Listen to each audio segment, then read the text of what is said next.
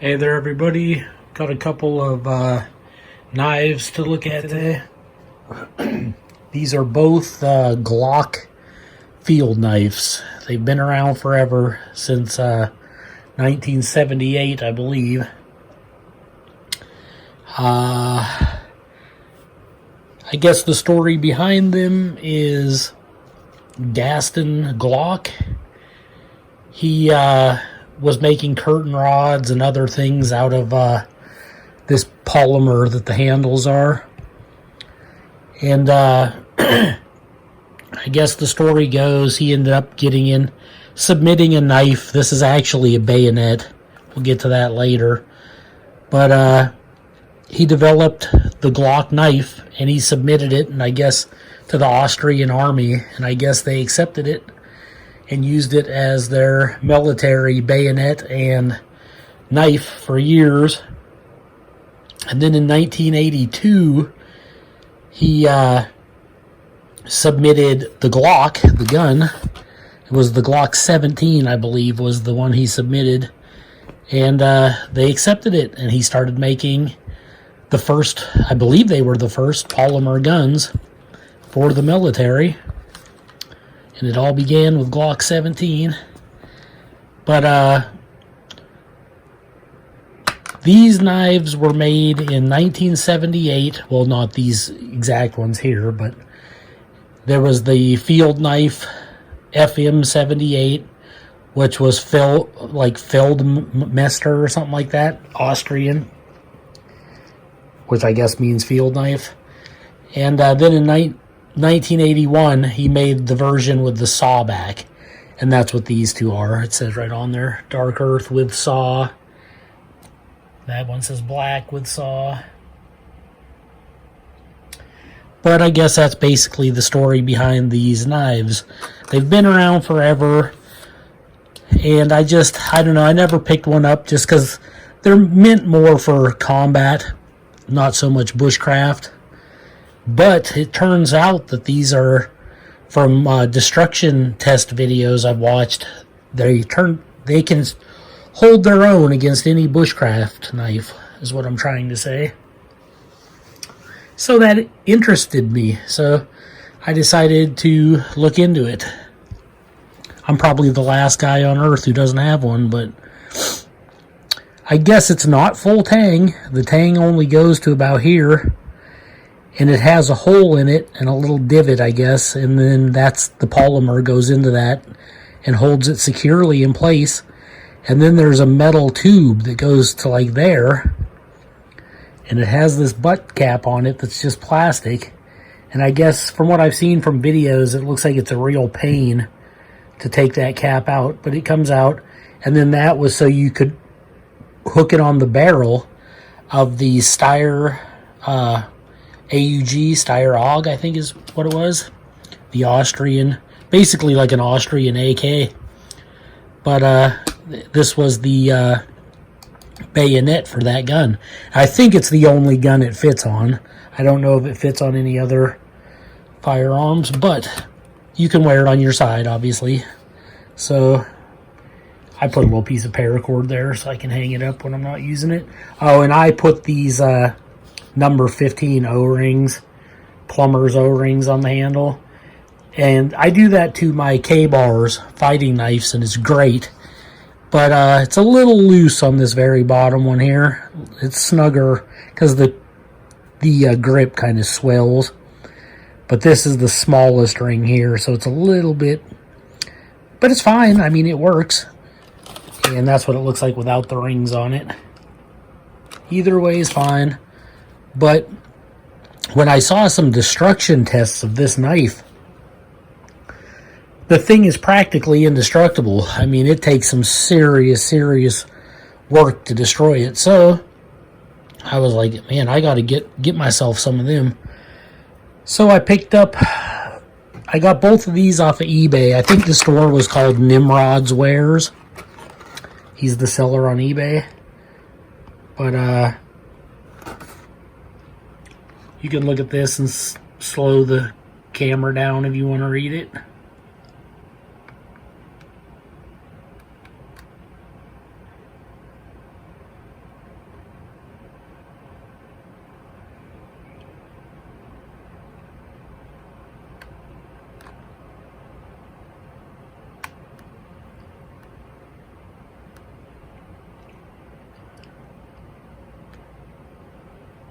And it says, warning, this product can expose you to chemicals including lead. So that's good to know. But doesn't California say that kind of stuff about everything? So let's take a look at the knife. Let me get it out of the sheath. This one is very, very secure in there. And it's actually kind of difficult for me to do it one-handed because I haven't broke it in, I guess, yet. What you're supposed to do is lift up on this and then press with your hand on the side. And it's so tight. Alright, I clicked that out of there. But there it is. And you can see I put Vaseline on the blade. Now I've already been playing around with this one a little bit. See, it says Glock on the handle there. But it arrived as dull as a spoon. A spoon might have been sharper. It looked like it had an edge when you looked at it, but it couldn't slice a piece of paper to save my life. It does feel like this saw on the back, if you rub your thumb this way, like towards the handle, feels quite sharp. Not so much this way, so apparently it cuts on the push stroke, and then not so much on the back stroke. It does have a metal guard on it, which is pretty cool. Protects your hand there. You can choke up on it real good. And it's not super sharp right here. So you could even wrap around like this if you needed to do some carving or whatever the task might be. I'm trying to let you see that saw there on the back. Get a good look at it. Looks almost like little triangles on the back.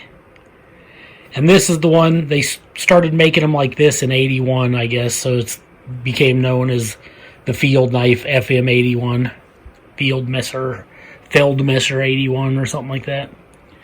But I'll show you just how dull it was when it arrived. Okay, got a sheet of paper here. And I got the Glock field knife. Now, I actually ran this through my work sharp. About maybe like 10 passes on each side. And I only used one belt. I think it was like the 220 belt. So, you can see it's still very sharp. A little bit. It will cut paper, but right here, about right there, it's just not sharp at all. So I'm going to have to put it through there some more. It's pretty pathetic. But it wouldn't even do that when I first got it out of the package. I mean, it was just wrong. It was so dull. But you could use it as a pig sticker, you know, for self-defense, and as a tool for trenching or digging holes, or use the root saw for cutting a root or whatever. People realize you can use this as a beer bottle cap opener. So that's cool, and it actually does work.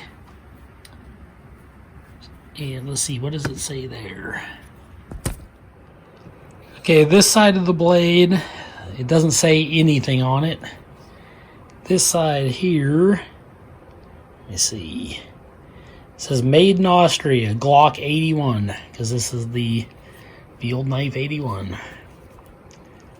But if you want to see this thing in action, watch some of those destruction videos on YouTube and some of the reviews that people do. They're chopping cinder blocks with them and sticking them in wood and then standing on the handles and smashing bricks and stabbing through metal like ammo containers and you name it. And this thing just takes a beating. And I heard that the more of the finish that wears off of this saw, the better the saw cuts too. So that's something to keep in mind. But let me see if there's anything else I can think of that I'm forgetting with this just unboxing tabletop kind of review. Feels good in the hand. It's a nice little like self-defense type knife. I mean, you probably wouldn't want to carry something this big, but if it was ever like end of the world zombie apocalypse scenario, this would be a nice weapon to have with you. And you can't put a lanyard on there because I don't think that hole doesn't go the whole way through. I think it might help it connect, obviously, to the Steyr AUG. Okay, then here's the sheath. Take a quick look at that. It's got this belt clip on it there. You just push it over to the side to take it on and to take it off. Apparently I got some Vaseline on there from the knife blade edge. So you don't have to take your belt off in order to connect it to your belt, which is pretty cool. And in my opinion, see this little edge there? That little lip? That clicks it onto the knife. And you can, it has it on both sides there. So it can click on whether you're right-handed or left-handed. But mine is extremely stiff. It's almost like I have to use both hands to get it to release the blade. And this is where you can put a lag tie string through it. And of course it has the drain hole to let water drain out. This is the most I've seen. Some people say it's 1075 carbon steel. Some people have said it is 1055. But I think the majority of videos agree that it's more like a 1095 high carbon German spring steel. And I guess they heat treat it correctly, and that's what gives it its amazing strength and resilience. And normally I'm not a big fan of partial tang knives, but I do like Mora knives.